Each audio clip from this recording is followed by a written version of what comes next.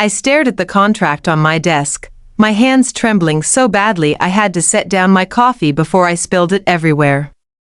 This couldn't be happening. Lily? My assistant manager, Sarah, poked her head into my cramped office at the back of Bloom and Vine, the flower shop I'd poured my soul into for the past 3 years. The investor's here. He's early. My stomach dropped. How early? 20 minutes. He's looking at the arrangements in the front. Should I? No. I shot to my feet, smoothing down my simple black dress. My heart hammered against my ribs. No, I'll handle it. I'd been expecting someone from Reid Capital. A representative. Maybe a junior partner. Someone I could deal with professionally, present my expansion plans to, and keep at arm's length. I had not been expecting him. But that signature on the contract, I'd recognize it anywhere. The bold, decisive strokes. The way the M and are connected in a way that shouldn't work but somehow did. Marcus Reid. The man I'd loved with every fiber of my being. The man I'd run from without explanation 5 years ago. The man who now, apparently, owned 49% of my company.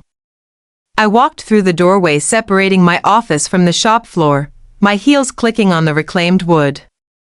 The scent of roses and eucalyptus filled the air. Normally it calmed me, but right now, nothing could settle the panic rising in my chest.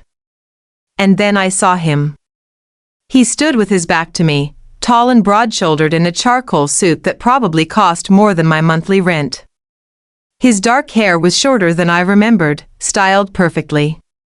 Even from behind, he radiated power and control, things he'd always had, but now they seemed amplified, weaponized. He was examining one of my signature arrangements, a wild, romantic cascade of garden roses, ranunculus, and trailing jasmine. His head tilted slightly as he studied it, and my breath caught. I knew that gesture. Had memorized it years ago. Mr. Reid, I said, proud that my voice came out steady. Professional. Welcome to Bloom and Vine. He turned slowly, and the world seemed to stop. 5 years had been impossibly kind to Marcus Reid. At 34, he was more devastatingly handsome than he'd been at 29. His face had lost any remaining softness, his jaw sharper, his features more defined. But his eyes, those storm-gray eyes that had once looked at me like I was his entire universe, those hadn't changed. They locked onto mine with an intensity that made my knees weak. Lily. My name on his lips sent electricity down my spine. You look beautiful. This is a business meeting, I said quickly, wrapping my arms around myself. We should go to my office. Of course.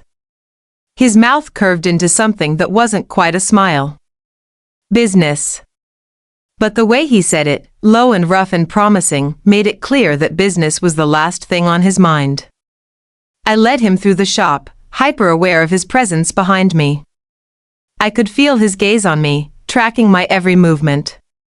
The air between us felt charged, dangerous. My office was small and cluttered with design books, ribbon spools, and samples of pottery I was considering for custom arrangements. I'd always loved this space, it felt like mine, safe and creative. Now it felt like a trap. Marcus closed the door behind us, and the click of the latch sounded too loud, too final. Please, sit, I gestured to the chair across from my desk, moving to put the furniture between us like a barrier. He didn't sit. Instead, he moved closer, his eyes never leaving mine. 5 years, Lily. Marcus. 5 years. He stopped just on the other side of my desk, close enough that I could smell his cologne, cedar and bergamot, different from what he used to wear but somehow still perfectly him. No explanation. No goodbye. You just disappeared. My throat tightened. I'm not discussing this. We're going to discuss it. His voice was soft but laced with steel. Eventually. But first, he pulled out the chair and finally sat, crossing one ankle over his knee with casual elegance. Tell me about your expansion plans. The shift to business threw me off balance, which I suspected was exactly his intention. I sank into my own chair, grateful for the support. The proposal should be in the investment packet. I read it. He leaned back, studying me with those penetrating eyes. 3 new locations in the next 18 months. Ambitious. I've done my research. There's demand for high-end, sustainable floral design. Corporate clients, events, weddings. And you need capital to secure the retail spaces, hire staff, and maintain inventory across multiple locations. He tapped his fingers on the armrest, another gesture I remembered. 2 million should cover it. Yes. I tried to focus on the numbers, on business, on anything except the way my body was responding to his presence. The projections show. I don't care about the projections, Lily. My eyes snapped to his. You should. This is an investment. No. He leaned forward, and suddenly the desk between us felt like nothing at all. This is me making sure you can't run from me again. The air left my lungs. What? Did you really think I wouldn't find you? His voice was velvet over steel. I've known where you were for 4 years. I've been watching your business grow, watching you build something remarkable. Waiting. Waiting for what? I whispered. For the right moment. His eyes held mine captive. For you to need something only I could give you. Anger sparked through my shock. You orchestrated this? My funding falling through, the bank declining my loan? I had nothing to do with the bank. He said it so calmly, so matter-of-factly. But when I heard you were looking for investors, yes. I made sure I was the only option. I shot to my feet, my chair rolling back. You can't buy your way back into my life. He stood too, and suddenly he was moving around the desk, closing the distance between us with predatory grace. Watch me. Marcus, I backed up until I hit the wall behind my desk, my heart racing. He stopped just inches away, not touching me, but close enough that I could feel the heat radiating from his body. Close enough that I had to tilt my head back to meet his eyes. I'm not here to play games, Lily. His voice was rough, raw with emotion I hadn't expected. I'm here because 5 years ago, you were mine. And then you weren't. And I've spent every day since trying to figure out what I did wrong. You didn't. I pressed my lips together, stopping myself. Then why? He raised one hand, hovering it near my face but not quite touching. Why did you leave? I couldn't answer.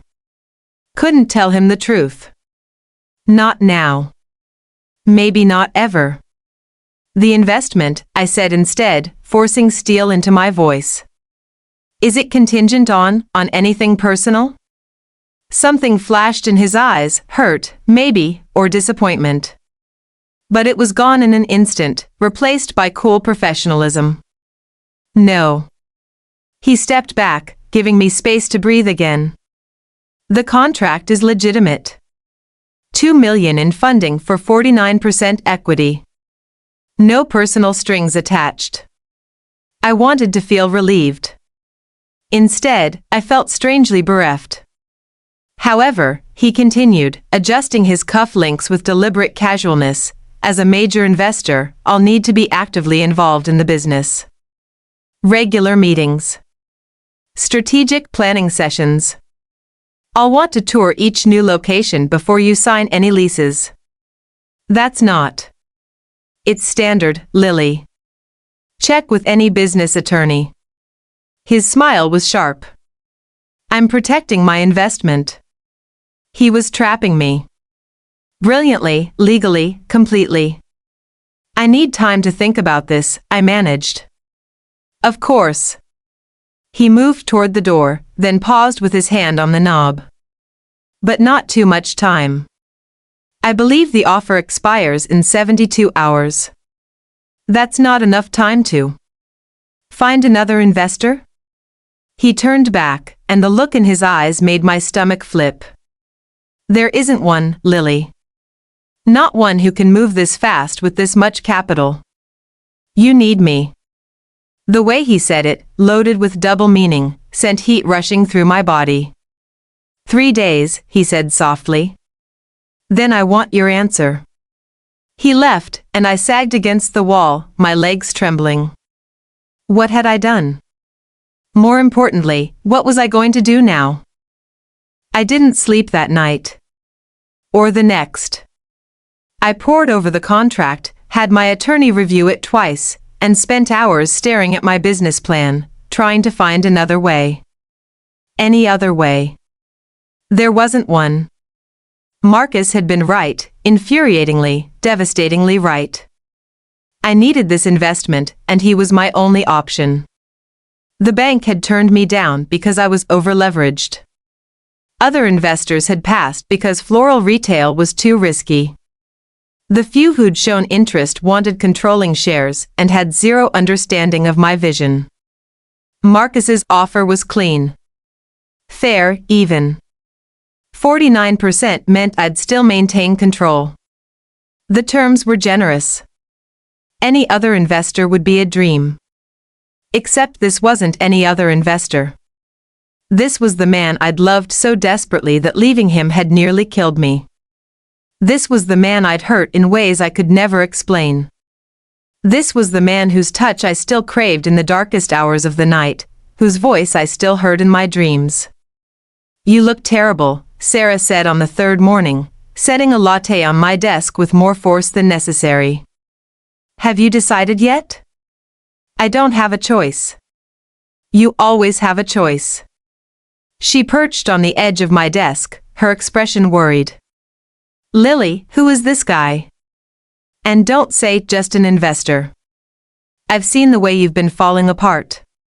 I took a sip of the latte, buying time. Sarah was more than my assistant manager, she'd become a real friend over the past year. But I'd never told her about Marcus. Never told anyone. We knew each other, I said finally. Before. Knew each other how? We were involved. Involved. Sarah's eyebrows shot up. And by involved, you mean? I was in love with him. The words came out barely above a whisper. Completely, utterly in love with him. And I left. Without explanation. 5 years ago. Sarah let out a low whistle. Okay, that's. She paused. That's dramatic. Why? I shook my head. I can't talk about it. Can't or won't? Both. She studied me for a long moment, then sighed. This is a disaster. I know. You're going to take his money, aren't you? I have to. Do you? Sarah leaned forward. Really?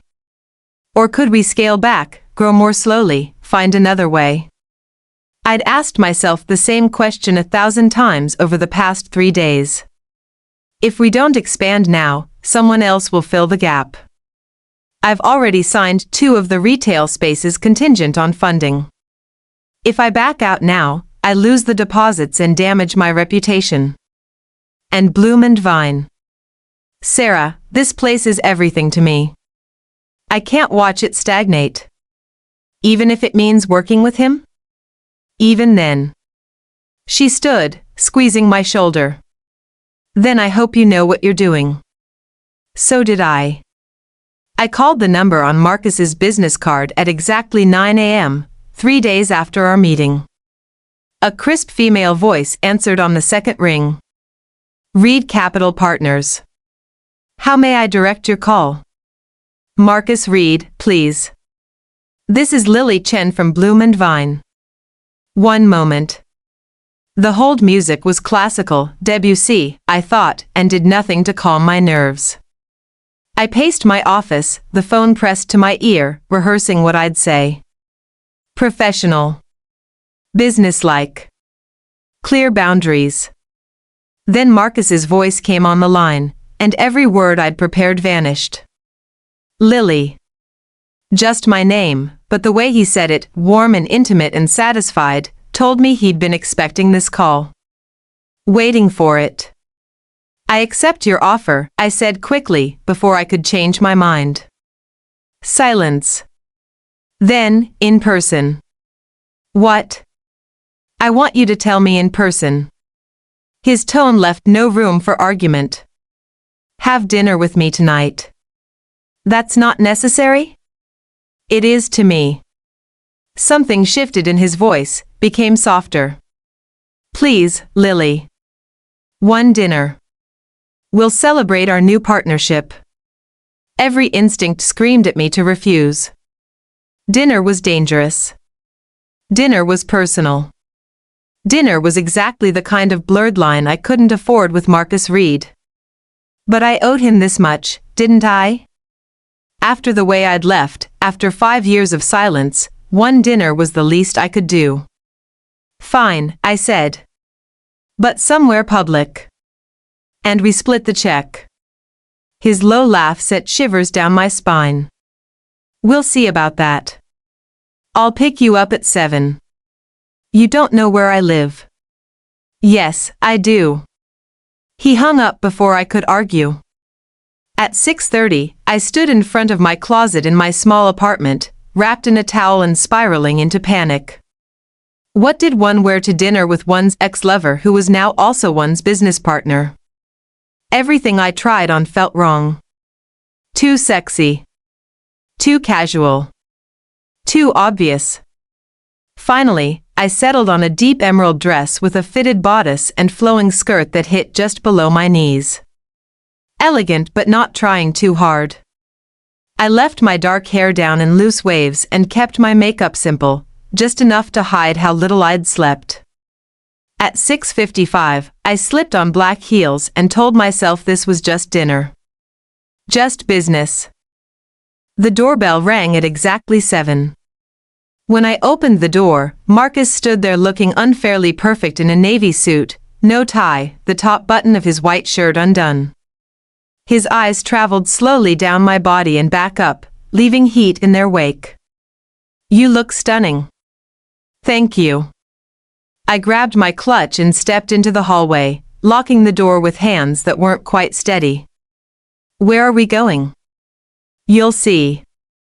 He placed his hand on the small of my back as we walked to the elevator, and the simple touch sent electricity racing up my spine. I remembered that touch. Remembered how his hands had once known every inch of my body, how he'd touched me with such reverence, such passion. Stop. I couldn't think about that. His car was waiting at the curb, a sleek black Mercedes that probably cost more than I made in a year. The driver opened the door, and Marcus gestured for me to slide in first. The interior smelled like leather and that cedar cologne, intimate and expensive. Marcus settled beside me, close enough that his thigh almost touched mine. Where are we going? I asked again as the car pulled away from the curb. Somewhere we can talk. His eyes held mine in the dim light. Really talk. My stomach fluttered with nerves. Marcus. I know you said somewhere public. He reached over and took my hand, his fingers threading through mine in a gesture so familiar it made my chest ache. But I need you to trust me. Just for tonight. I should have pulled my hand away. Should have insisted on public. Safe. Instead, I let his fingers tighten around mine and told myself it didn't mean anything. The car wound through the city streets as twilight deepened into night. We drove past the downtown core, past the trendy restaurant district, until we reached a quieter neighborhood of elegant brownstones. The car stopped in front of one, all warm brick and wrought iron, with lights glowing in the windows. Is this? I trailed off as realization hit. My home, Marcus confirmed. I had my chef prepare dinner. You said. I said somewhere we could talk. He turned to face me fully, his expression serious. Lily, we're about to be business partners. But before that, we have 5 years of history between us that needs to be addressed. I can't move forward without understanding what happened. Why you left. I told you, I can't. Then don't tell me with words. His thumb stroked across my knuckles, sending sparks up my arm. Show me. Let me be close to you again. Let me prove that whatever you're afraid of, we can face it together. My breath caught. Marcus. One dinner, he said softly. That's all I'm asking. If you want to leave afterward, I'll have my driver take you home immediately. But give me this chance. Please. I knew I should refuse. Knew going into his home was crossing every line I'd drawn. But looking into his eyes, seeing not just desire but genuine need, genuine hurt, I couldn't make myself say no. One dinner, I agreed. His smile was devastating. Thank you. He helped me out of the car, his hand lingering on mine longer than necessary. The front door opened before we reached it, revealing a tastefully decorated foyer with hardwood floors and modern art on the walls. Your home is beautiful, I said as he led me through to an open-concept living space with floor-to-ceiling windows overlooking a private garden. It's just a house, Marcus said, his hand finding my back again, guiding me toward the dining area where a table was set for two with candles and wine. It's never felt like home. The implication hung in the air between us, that I had felt like home. That losing me had left him adrift. Guilt twisted in my stomach. A woman in chef's whites appeared from what I assumed was the kitchen, carrying 2 plates. Good evening, Mr. Reid. Ms. Chen. Thank you, Grace. Marcus pulled out my chair, and I sank into it, hyper-aware of his proximity as he pushed it in. He took the seat across from me, close enough to touch but respecting the boundary of the table. Grace served the first course, seared scallops with a delicate citrus reduction, and disappeared discreetly. This looks incredible, I said, grateful for something to focus on besides the intensity in Marcus's eyes. Grace is talented. He picked up his wine glass, swirling the golden liquid. To new beginnings. I hesitated, then raised my own glass. To business partnerships. For now. His smile was knowing as our glasses clinked. The scallops were perfect, buttery and sweet with just the right hint of acid. We ate in silence for a moment, but it wasn't uncomfortable. It felt almost familiar. Like slipping into an old rhythm. Tell me about your business, Marcus said finally. When did you know you wanted to work with flowers? It was a safe topic, and I latched onto it gratefully. After I left New York, I needed something. Some way to start over. I'd always loved gardening, arrangements, the way flowers can transform a space. So I took a job at a florist. Worked my way up. Eventually saved enough to open Bloom and Vine. You're talented, he said, and the genuine admiration in his voice made warmth bloom in my chest. I've seen your work. The installations you did for the Morrison wedding last month, they were all over social media. You follow my work? I follow everything about you. He said it without hesitation, without shame. I told you, Lily. I've been watching. Waiting. My pulse quickened. That should probably concern me. Probably. His eyes glinted with dark humor. But you're still here. I couldn't argue with that. Grace appeared to clear our plates and serve the main course, perfectly cooked salmon with roasted vegetables. The food was exquisite, but I barely tasted it. All my awareness was focused on Marcus, on the way his eyes tracked my every movement, on the tension building between us like a living thing. "Your turn," I said, desperate to shift focus. "Tell me about Reid Capital. When did you start it?" 3 years ago. He cut into his salmon with precise movements. "I'd been working in private equity, managing other people's money. Decided it was time to build something of my own." "And it's successful?" "Very. No arrogance, just fact. I specialize in companies with potential, good bones, good leadership, just need capital and strategic guidance to reach the next level. Like mine, I realized." "Is that why you invested in Bloom and Vine? Because you saw potential?" "No." His eyes met mine, dark and direct. "I invested in Bloom and Vine because you built it. Because it's an extension of you, creative, beautiful, carefully crafted. And because it gave me a reason to be in your life again." The honesty stole my breath. "Marcus. I'm not going to pretend, Lily." He set down his fork, giving me his complete attention. "Yes, your business is sound. Yes, the investment makes financial sense.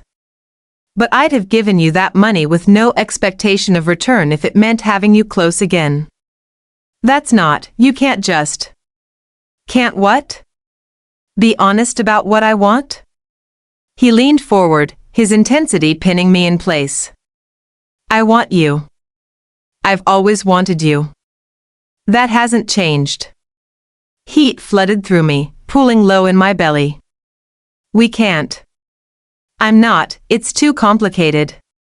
"Life is complicated." His voice dropped, became rough. "But the way I feel about you? That's simple." I couldn't breathe. Couldn't think. The walls I'd so carefully constructed were crumbling, and I didn't know how to stop it. "I need air," I said abruptly, standing so quickly my chair scraped back. Marcus was on his feet instantly. "The garden?" I nodded, and he led me through glass doors onto a terrace overlooking a beautifully landscaped space. String lights cast a warm glow over flowering plants and a small fountain. The sound of water was soothing, grounding. I gripped the terrace railing, sucking in deep breaths of the cool evening air. Marcus stood beside me, not touching, just present. Waiting. "I can't do this," I finally said. "Can't do what?" "This." I gestured between us. "Whatever this is." "We're supposed to be business partners, Marcus. That's all." "Is that really all you want?" His voice was soft, but I heard the edge in it. "The hurt. 5 years ago, you were mine. Completely. We were making plans?" "Don't." The word came out sharp. "Please don't bring up the past. The past is why we're here." His control finally cracked, emotion bleeding through. "You don't just get to walk away without explanation and then pretend nothing happened. I deserve to know why, Lily. I deserve to understand what I did that made you run." "You didn't do anything." The words burst out of me before I could stop them. "You were perfect, Marcus. That was the problem." He stared at me, confusion and pain warring in his expression. "I don't understand." "I know." Tears burned my eyes, but I blinked them back. "And I can't explain. Not now. Maybe not ever." "Then when?" He turned to face me fully, his hands gripping the railing on either side of me, caging me in without touching me. "How long do I have to wait?" "I don't know." We stood there, inches apart, the air between us crackling with tension and unspoken words. His eyes searched mine, desperate for answers I couldn't give. "Tell me one thing," he said finally, his voice rough. "Did you ever love me?" The question shattered something inside me. "Yes." The word came out broken. God, Marcus, yes. I loved you so much it terrified me. His breath caught. Loved? Past tense? I couldn't answer. Couldn't admit that I'd never stopped, that seeing him again had awakened everything I'd tried so hard to bury. He leaned in slowly, giving me time to pull away. His forehead touched mine, and I felt him shaking with the effort of restraint. I'm going to kiss you, he whispered. If you don't want that, tell me now. I should have said no. Should have stepped back, reinforced those boundaries. Instead, I tilted my face up, and his mouth found mine. The kiss was gentle at first, achingly tender, almost reverent. His lips moved over mine slowly, carefully, like he was relearning their shape. One hand came up to cup my face, his thumb stroking my cheek. I'd forgotten how perfectly we fit together. Forgotten the way his touch set every nerve ending alight. No, I hadn't forgotten. I'd just tried to convince myself I had. The kiss deepened, and 5 years of longing poured into it. My hands found his shirt, fisting in the fabric as he pulled me closer. His other hand slid into my hair, angling my head to take the kiss deeper still. It was everything I remembered and more, the taste of him, the feel of his body against mine, solid and warm and real. His tongue swept against mine, and I heard myself make a sound that was half sob, half moan. Marcus groaned in response, his control fraying. The hand in my hair tightened, and he backed me against the railing, pressing his body along the length of mine. I could feel his heart racing, matching the frantic pace of my own. Could feel the evidence of his desire pressing against my hip. Could feel myself falling, drowning, losing myself in him again. Stop. I pushed at his chest, panic clawing at my throat. We have to stop. He released me immediately, stepping back with his hands raised. His breathing was ragged, his eyes dark with desire and confusion. Lily.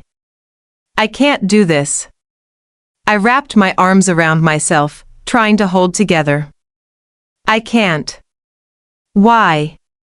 The rawness in his voice matched what I was feeling. Help me understand. I need time. How much time? His jaw clenched. Another 5 years? That's not fair. Fair? A bitter laugh escaped him. Nothing about this is fair. You left me without a word. Without a reason. And now you're here, and I'm watching you want me just as much as I want you, but you won't, he broke off, turning away, one hand raking through his hair. Guilt and longing warred inside me. I should go. Wait. He turned back, his expression shifting to something more controlled. More careful. I'm sorry. I pushed too hard. He took a breath. Let me call my driver. Marcus. It's fine. But his voice said it wasn't fine at all. I promised if you wanted to leave, I'd let you go. I keep my promises, Lily. Even when it kills me.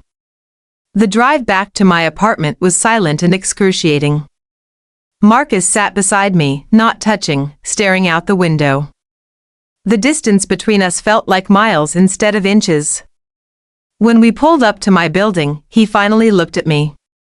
I'll have the contracts drawn up and messaged to your attorney by end of day tomorrow, he said, all business now. We should schedule our first official meeting for next week. Okay. And Lily? His eyes held mine, intense and full of everything unsaid. I meant what I said. I'm not giving up on you. On us. I'll wait as long as it takes. Before I could respond, he leaned over and pressed a gentle kiss to my forehead, chaste, almost brotherly, but it made my eyes sting with tears. Good night, he murmured. I fled from the car before I could do something stupid like beg him to come upstairs with me. In my apartment, I leaned against the closed door and finally let myself cry, for what I'd lost, for what I'd found again, and for the secret I still couldn't bring myself to tell him. The secret that had made me run 5 years ago. The secret that could destroy us both. The contracts arrived the next afternoon, exactly as Marcus promised. Clean, professional, generous. I signed them with a hand that only trembled slightly and tried to convince myself this was just business. That lasted exactly 4 days. On Monday morning, Marcus showed up at Bloom and Vine unannounced. I looked up from the arrangement I was working on, a cascade of white peonies and jasmine for a wedding, to find him standing in the doorway of my workspace, looking unfairly good in jeans and a black sweater that hugged his frame in ways that should be illegal. "What are you doing here?" I asked, setting down my floral shears more carefully than necessary.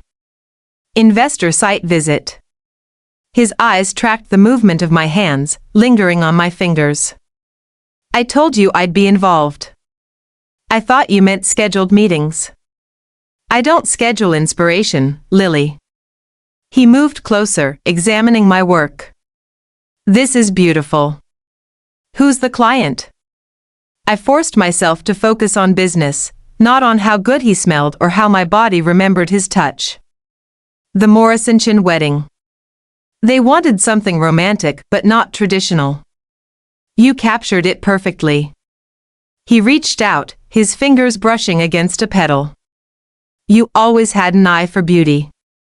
The way he said it, looking at me, not the flowers, made heat rise to my cheeks. "Mr. Reid." Sarah appeared in the doorway, slightly breathless. "I'm so sorry, I tried to tell him you were working." "It's fine, Sarah." I couldn't take my eyes off Marcus. "Could you give us a few minutes?" She hesitated, shooting me a look that clearly said, "Are you sure?" then disappeared. "You're going to cause talk," I said when we were alone. "Good." Marcus picked up one of my sketches, studying it. "Let them talk. Let everyone know I'm invested in this company." "In the company? Or in me?" His eyes met mine, dark and direct. "Both." I should have argued. Should have reinforced boundaries. Instead, I heard myself asking, "Did you really come here just to watch me work?" "Partly." He set down the sketch and moved around the work table, eliminating the distance between us. "And partly because I haven't been able to stop thinking about kissing you on my terrace." My breath caught. "Marcus. I'm not going to apologize for wanting you." He stopped just inches away, close enough to touch but not touching. "But I also meant what I said about giving you time. So I'm here in a professional capacity. To discuss the expansion plans. Now? Unless you have somewhere else to be?" I didn't.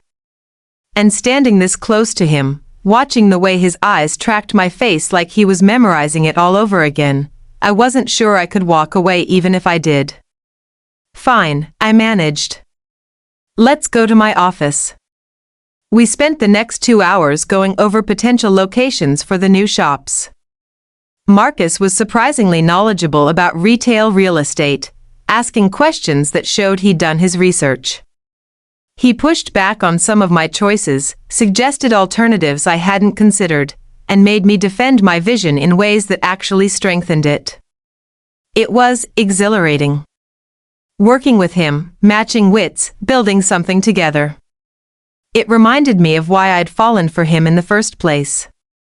"This one," he said, tapping a location in the arts district. "This is your anchor store.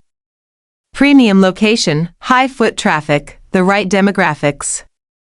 It's also 50% over budget." Then we adjust the budget. He said it like it was simple. "Some things are worth the investment." He was looking at me when he said it, not the paperwork.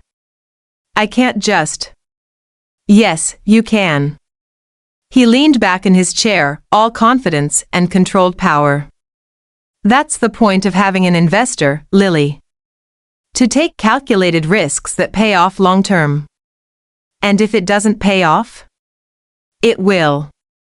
His certainty was absolute. I have faith in you. The simple statement hit me harder than it should have. When was the last time someone had said that to me? Had believed in me so completely? Thank you, I said softly. Something shifted in his expression, became more intense. Have dinner with me again. Marcus. As colleagues, he added quickly. We need to discuss staffing for the new locations anyway. We might as well do it over food. It was a trap, and we both knew it. But I was tired of fighting this pull between us, tired of pretending I didn't want to spend every possible moment in his presence. Fine, I agreed. But somewhere public this time. His smile was wolfish. Whatever makes you comfortable. He took me to a trendy restaurant downtown, all exposed brick and Edison bulbs, packed with the after-work crowd.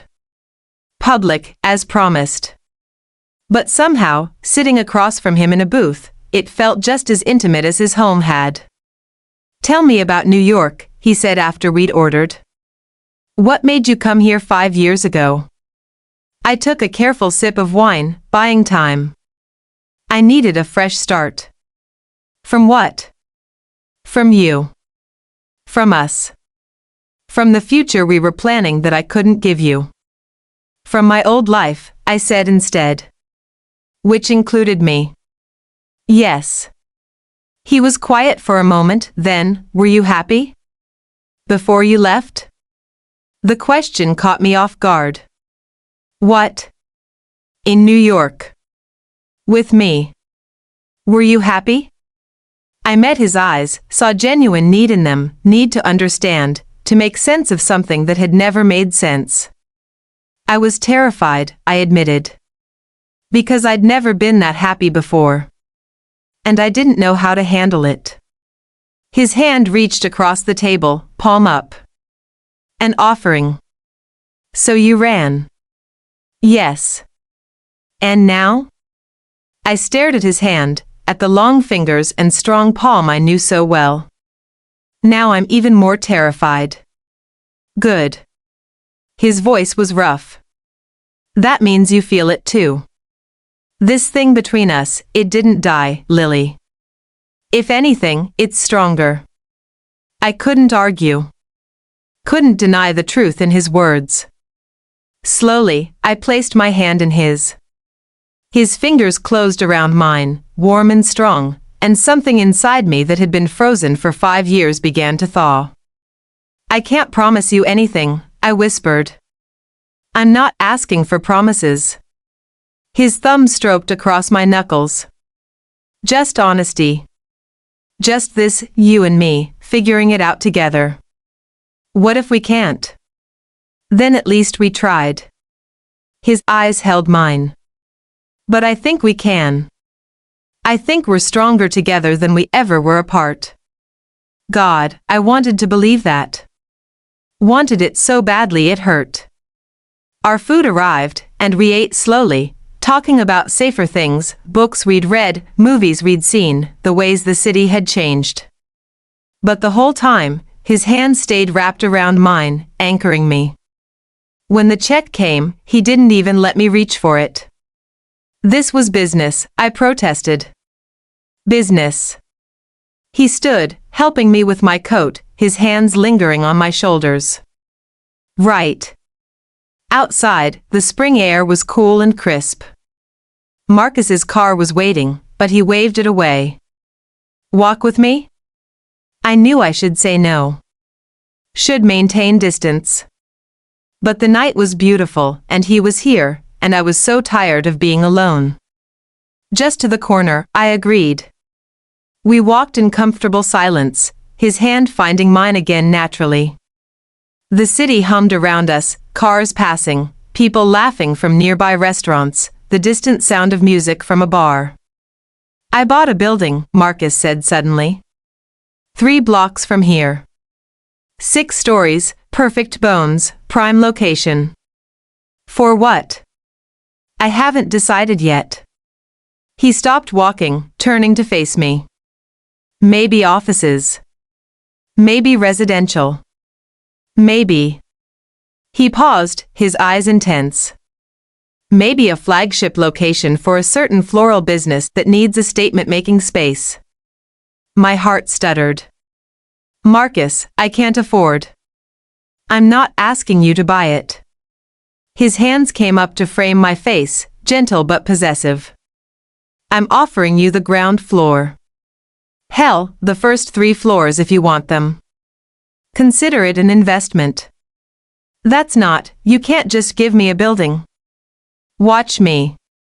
His smile was soft, almost tender. I meant what I said, Lily. I'm all in. On the business. On you. On us. There is no us, I said, but it came out weak, unconvincing. Liar. He leaned in, his forehead resting against mine. Tell me you don't feel this. I couldn't. We both knew I couldn't. Marcus. I'm going to kiss you again, he murmured. And this time, I don't want you to run. He gave me time to protest. Time to step away. I didn't. His mouth found mine, and this kiss was different from the first. No hesitation, no gentle exploration. This was pure need, 5 years of longing compressed into a single moment. I melted into him, my hands fisting in his jacket as his arms wrapped around me, pulling me flush against his body. He kissed me like a man starving, like I was oxygen and he'd been drowning. And I kissed him back with equal desperation, all my carefully constructed walls crumbling to dust. His tongue swept into my mouth, claiming, possessing. One hand tangled in my hair while the other pressed against the small of my back, holding me so close I could feel every hard plane of his body against mine. I should have been embarrassed. We were on a public street, people walking past, probably staring. But I couldn't bring myself to care. Not when Marcus was kissing me like this, not when my entire body was on fire with wanting him. He finally pulled back, both of us breathing hard. His eyes were dark, pupils blown wide with desire. Come home with me, he said roughly. Please, Lily. Let me show you. I can't.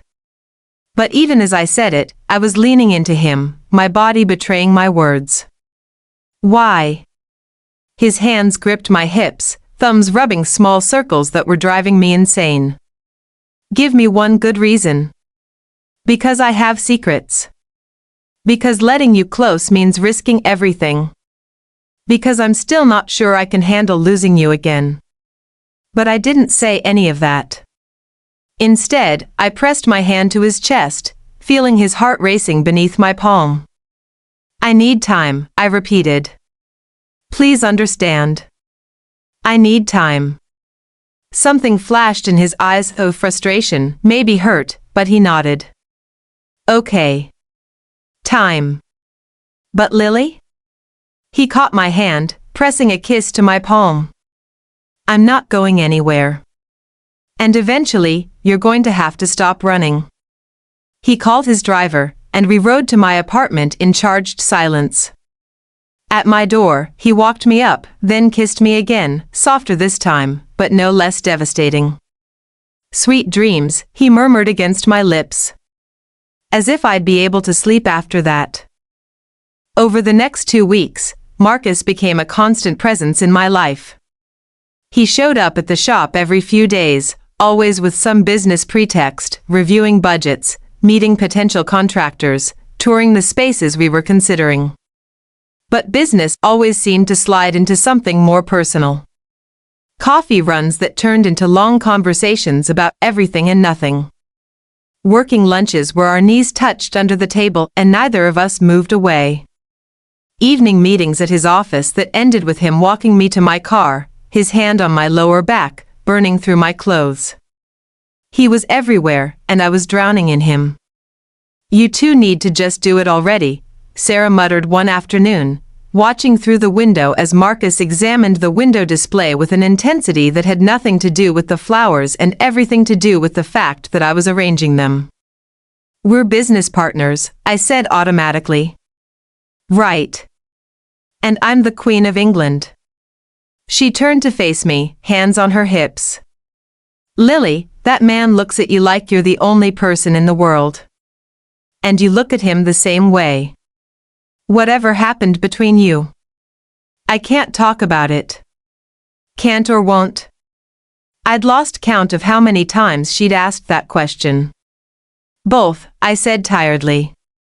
Marcus chose that moment to walk in, and the air immediately changed, charged, electric, impossible to ignore.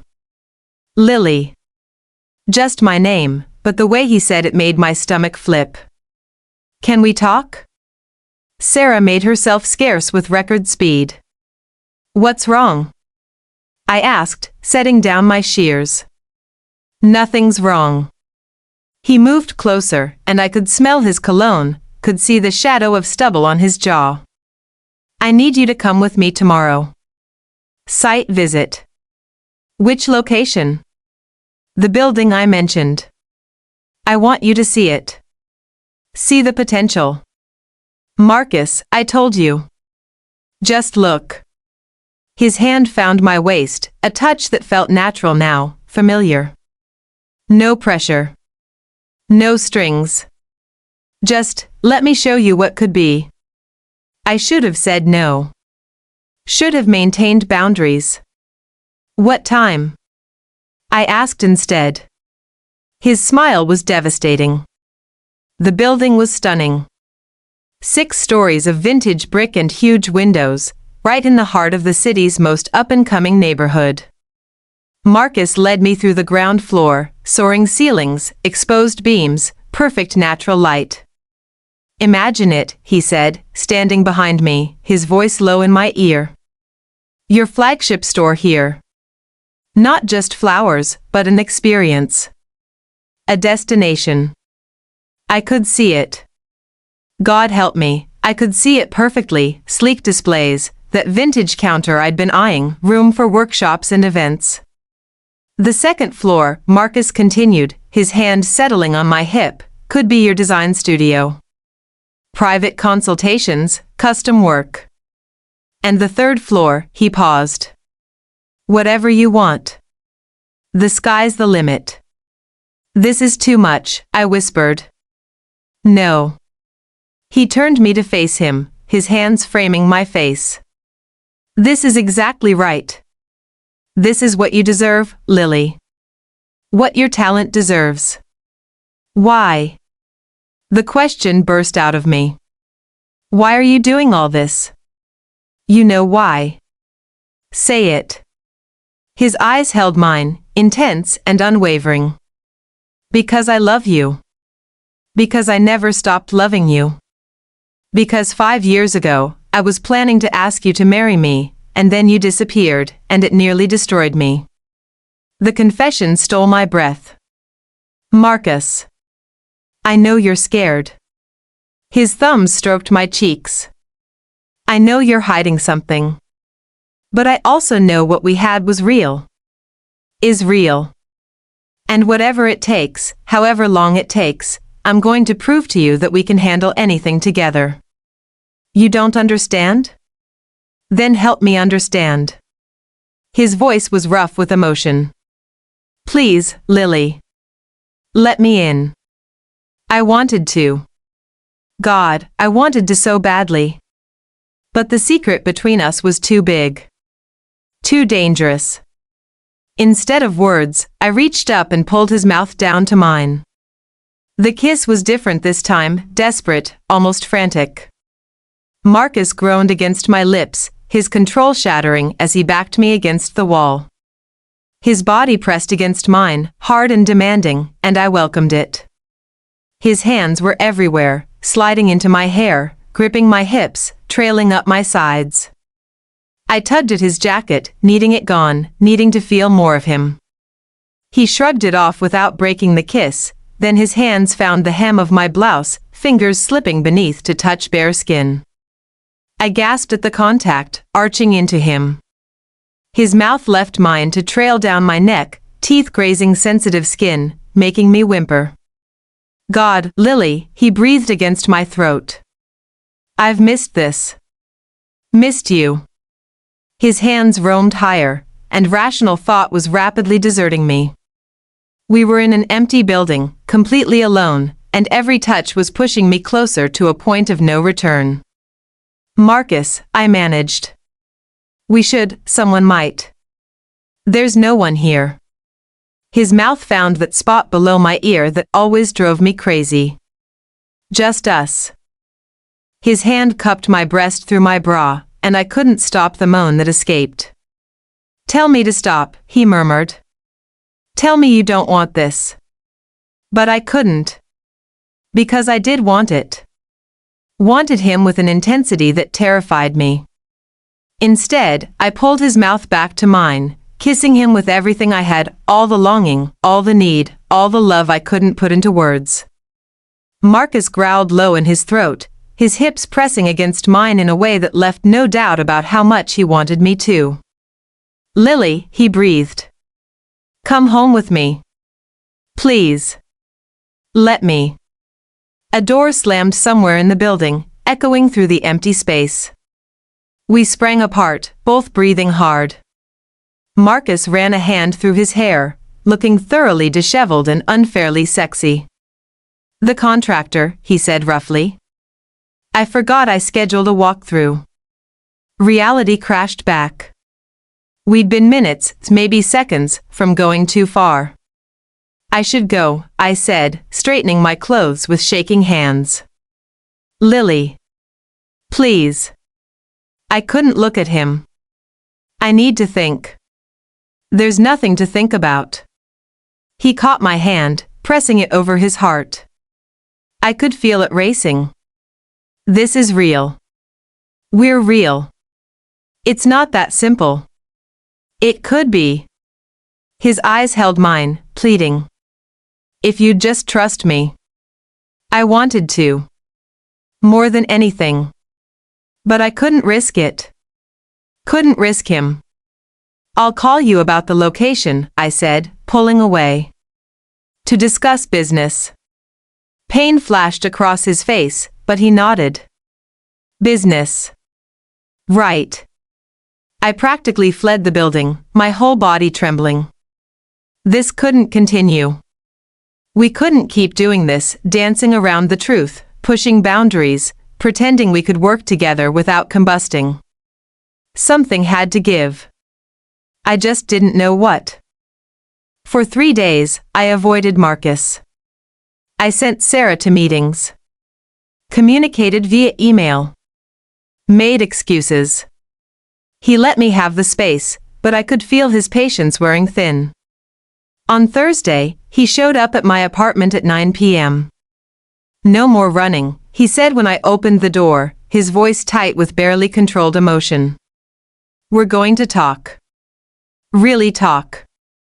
Tonight. I should have closed the door in his face. Should have insisted on boundaries. Instead, I stepped aside and let him in. He moved into my small living room, all coiled tension and barely restrained power.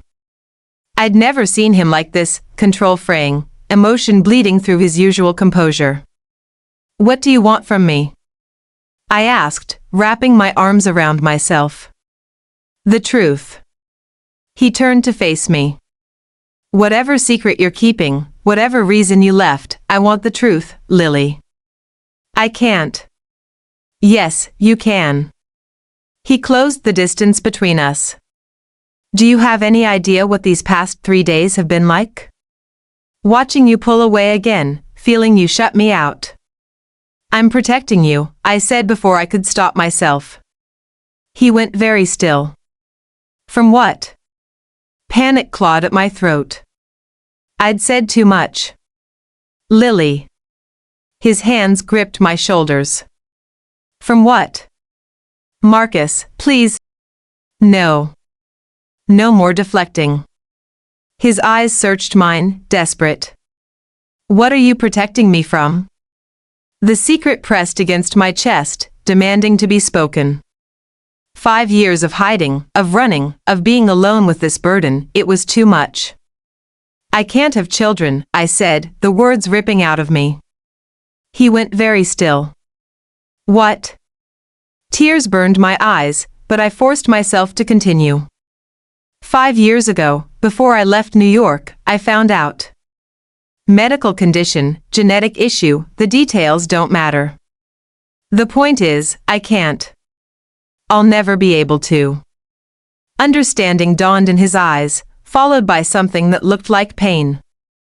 And you thought, what? That I wouldn't want you anymore? You wanted a family. My voice broke. You talked about it all the time. Kids, a house in the suburbs, the whole picture. I wanted you, he said fiercely. Everything else was just details. No. I shook my head, tears spilling over. Children aren't details, Marcus. They're a fundamental part of the life you wanted. And I couldn't give you that. I couldn't ask you to give that up for me. So you decided for me. His voice was rough. You decided what I could or couldn't handle, what I wanted or didn't want, and you left without even giving me a choice. I was trying to do the right thing. The right thing would have been trusting me. His hands tightened on my shoulders. The right thing would have been letting me decide what was important to me. And you know what was important? You. Just you. Everything else? We could have figured it out. Adoption, surrogacy, or just being the two of us, I didn't care as long as I had you. You say that now. I would have said it then. He pulled me close, his forehead pressing against mine. God, Lily. 5 years. 5 years we lost because you didn't trust me enough to stay. I was scared, I whispered. I loved you so much, and I was so scared of seeing disappointment in your eyes. Of watching you resent me for what I couldn't give you. Never. His voice was absolute. I could never resent you. I could never be disappointed in you. You're everything, Lily. Everything. The tears came harder, 5 years of grief and longing pouring out. I'm sorry. God, Marcus, I'm so sorry. His arms wrapped around me, holding me while I cried against his chest. His hands stroked my hair, and he murmured soft words I couldn't quite hear over my sobs. When I finally quieted, he pulled back just enough to look at me. No more secrets, he said firmly. No more running. We face things together. Understood? I nodded, unable to speak. And Lily? His hands cupped my face, thumbs wiping away my tears. I love you. I've always loved you. That hasn't changed, and this, he gestured vaguely. This doesn't change it either. Nothing changes it. How can you be so sure? Because I've spent 5 years without you, and that was the worst experience of my life. Whatever challenges we face, they're nothing compared to losing you again. Fresh tears spilled over. I don't deserve you. Yes, you do. He kissed my forehead, gentle and reverent. You deserve everything. We stood there, wrapped in each other, years of pain slowly beginning to heal. Stay, I whispered. Please. Don't leave tonight. His arms tightened. I'm not going anywhere. We moved to my small couch, and he held me while I told him everything, the diagnosis, the specialists, the crushing certainty that I was fundamentally broken. He listened without interrupting, his hand stroking my back in soothing circles. I went to 3 doctors, I said, my voice hoarse from crying. Got second and third opinions. They all said the same thing. And you faced it alone. His voice was rough with emotion. God, Lily. I should have been there. I couldn't. I know. He pressed a kiss to my hair. I understand why you did it. I don't agree with it, but I understand. We were quiet for a long moment, then he said, for what it's worth, I don't care. I pulled back to look at him. Marcus. I mean it. His eyes were clear, certain. I'm not saying it doesn't matter, I know it matters to you. But as far as us, our future? There are 100 ways to build a family if we decide that's what we want. And if we don't? That's fine too. As long as I have you, nothing else is essential. You really mean that? With everything I am. He tucked a strand of hair behind my ear. I'm not going to lie and say I don't want kids someday. But I want you more. And if having you means we find other ways to build our family, or we don't build one at all, I'm okay with that. More than okay. The relief that flooded through me was dizzying. I've wasted so much time, I whispered. Then let's not waste any more.